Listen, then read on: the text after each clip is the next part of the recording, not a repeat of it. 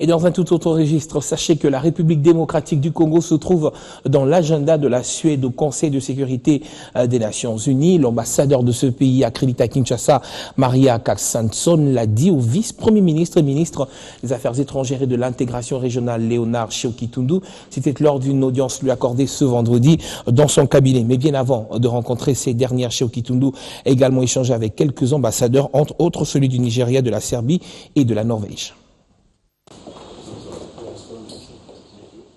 L'ambassadeur de la République fédérale du Nigeria est venu féliciter le VPM Tchéo-Kitundu et lui témoigner la volonté de son pays de développer les relations bilatérales entre Abuja et Kinshasa avec un accent particulier sur l'économie. C'est depuis longtemps que le Nigeria et puis la République démocratique du Congo, nous avons depuis longtemps signé les accords, mais les accords ne sont pas encore mis en œuvre. Donc nous sommes venus ici précisément pour renforcer les relations des affaires. Et puis, si Dieu fait grâce, bientôt on va signer les accords pour que nos affaires puissent quand même avancer. À son tour, l'ambassadeur extraordinaire et plénipotentiaire de la République de Serbie en RDC est porteur d'une lettre d'invitation de son gouvernement au VPM et ministre des Affaires étrangères et de l'intégration régionale pour une visite dans l'ex-Yougoslavie. Nous voulons continuer et c'est beaucoup mieux la coopération de la phase économique parce que vous avez grand potentiel pour coopération. Vous avez 80 millions les habitants. Le Serbie est un petit pays, il y a seulement 8 millions. Mais nous avons grande perspective et possibilités pour la coopération entre notre deux pays. La coopération en domaine de militaire, de police, et marcher tous les autres qui nous donnaient les possibilités pour la coopération. Quant à l'envoyé spécial du gouvernement norvégien, il est venu transmettre les félicitations du ministre des Affaires étrangères de la Norvège au VPM Tchéo-Kitundu. Nous avons déjà un programme très important avec votre pays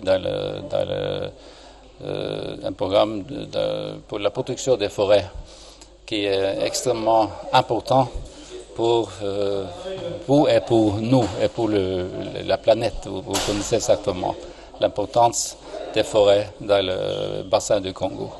C'est vraiment notre disons, priorité actuellement, mais la Norvège a toujours été parmi vos collaborateurs les plus importants dans le secteur humain, si vous voulez.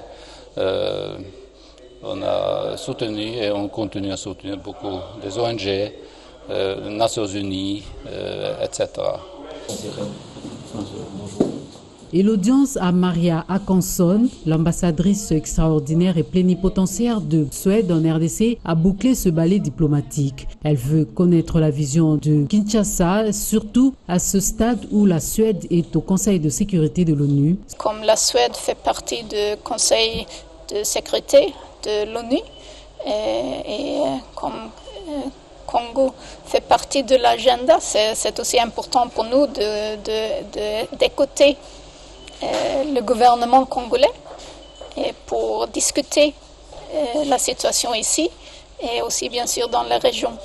Et naturellement, ce que je peut-être devrais commencer à dire, on a aussi bien sûr félicité le gouvernement et les politiciens congolais pour le courage et la constructivité pour trouver un accord le 31 décembre.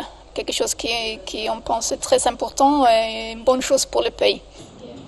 Stockholm salue par ailleurs la signature de l'accord du 31 décembre dernier par les forces politiques et sociales de la RDC.